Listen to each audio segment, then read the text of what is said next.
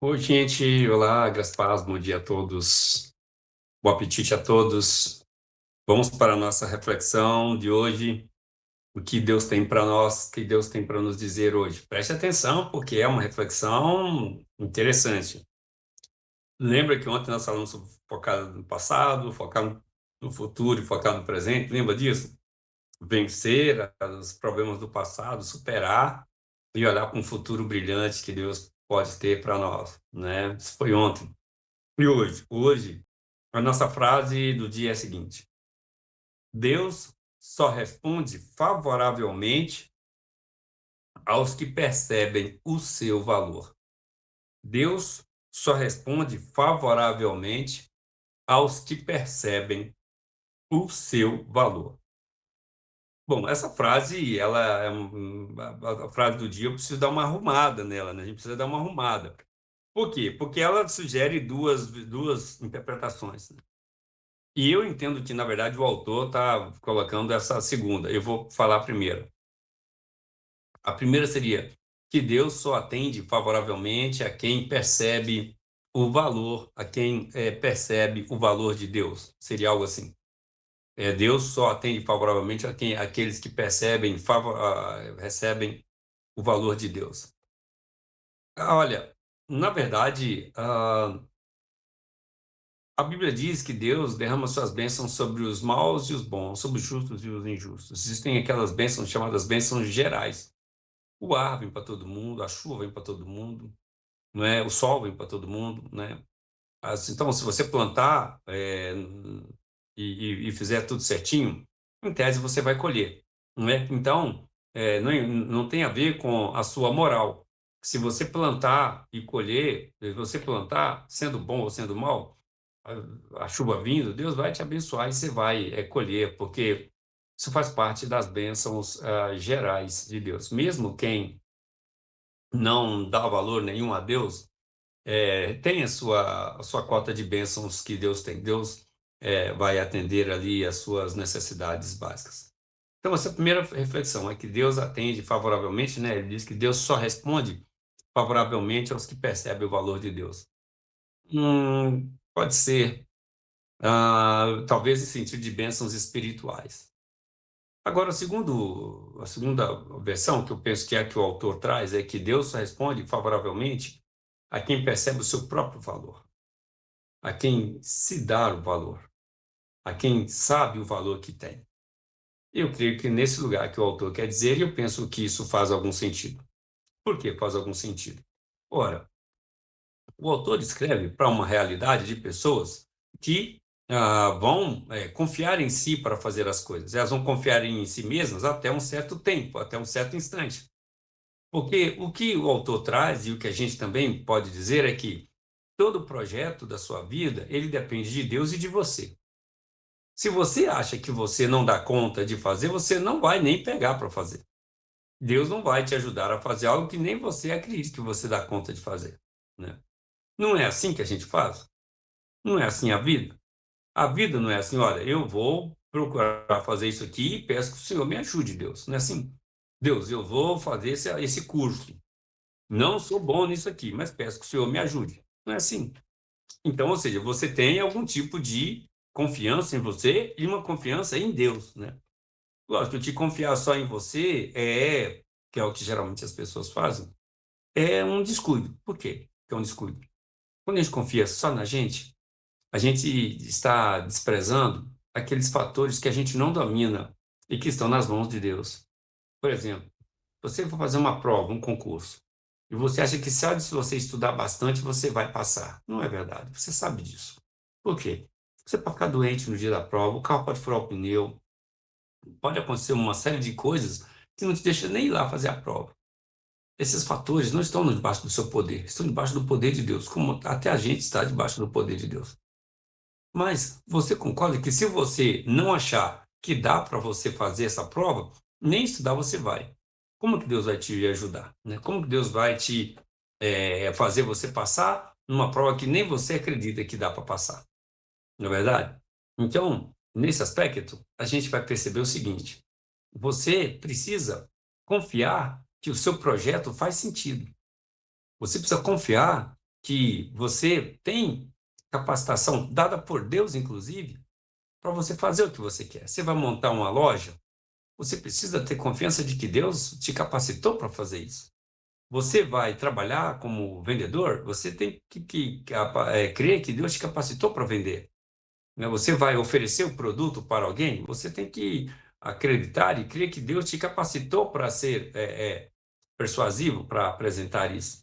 Então, é, a bênção de Deus, o favor de Deus, passa pelo o seu reconhecimento, autoconhecimento de algum esforço que você vai ter que fazer para que Deus possa multiplicar a bênção que você quer.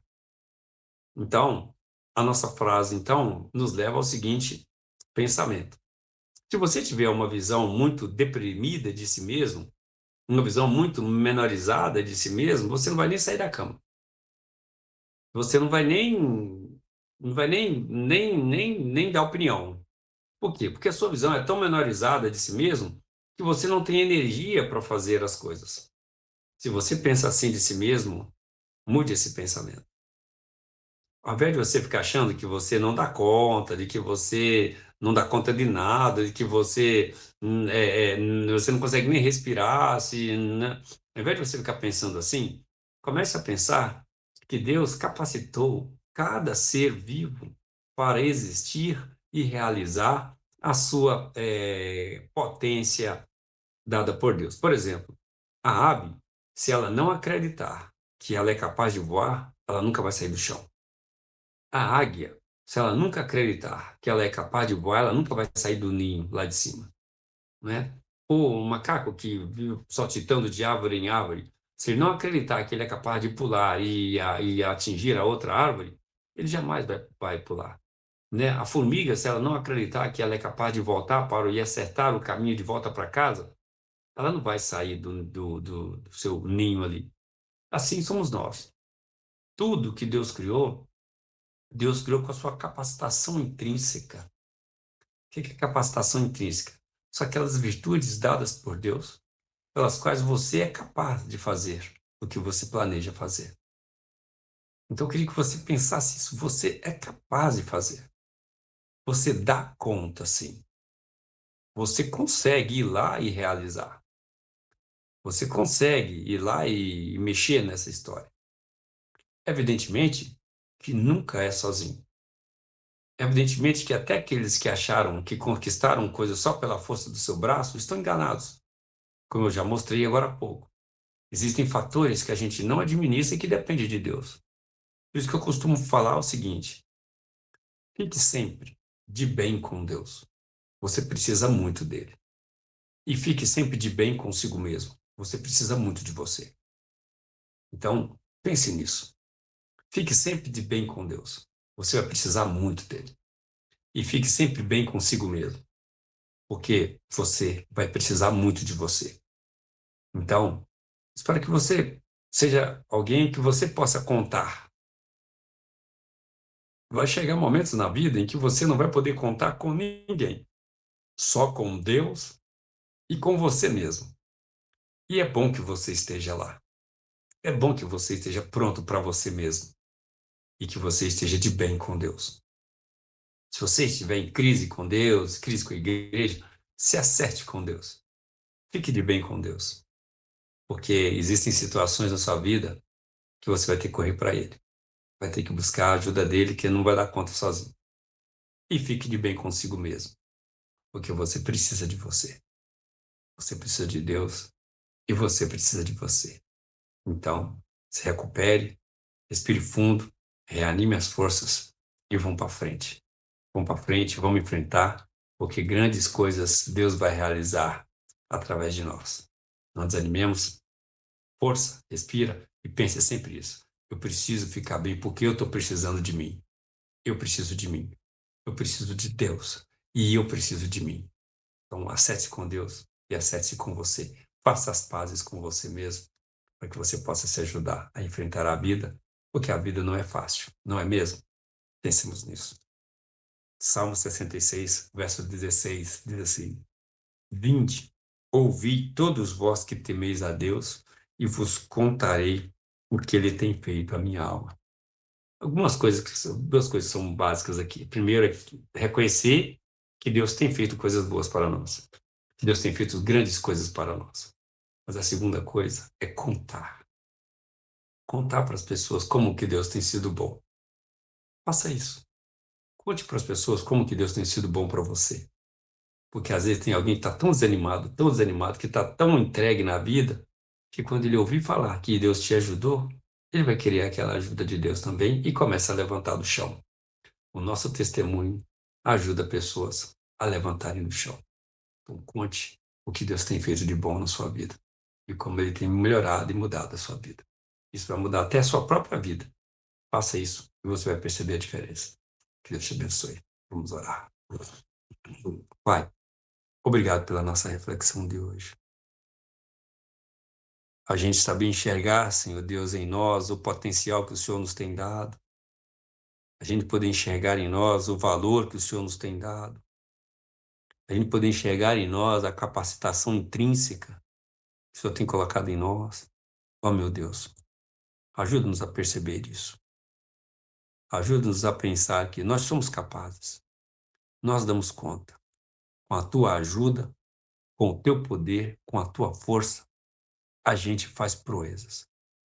Ajuda-nos, Deus. Capacita-nos a vencer, a superar todas as dificuldades. Olha para nós.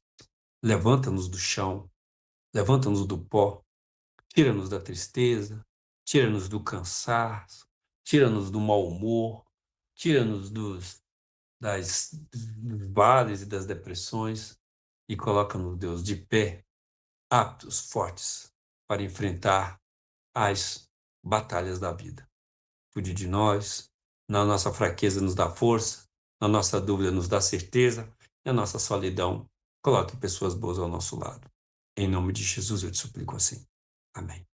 Pai nosso que está no céu, santificado seja o teu nome, venha o teu reino, seja feita a tua vontade, assim na terra como no céu. O pão nosso de cada dia dá-nos hoje, perdoa as nossas dívidas, assim como nós perdoamos os nossos devedores. Não nos deixes cair em tentação, mas livra-nos do mal, pois teu reino, poder e agora para sempre. Amém. Deus te abençoe, força, levanta do chão, vamos para a vida, que a vida está te chamando. Te vejo amanhã, graças e paz. Tchau.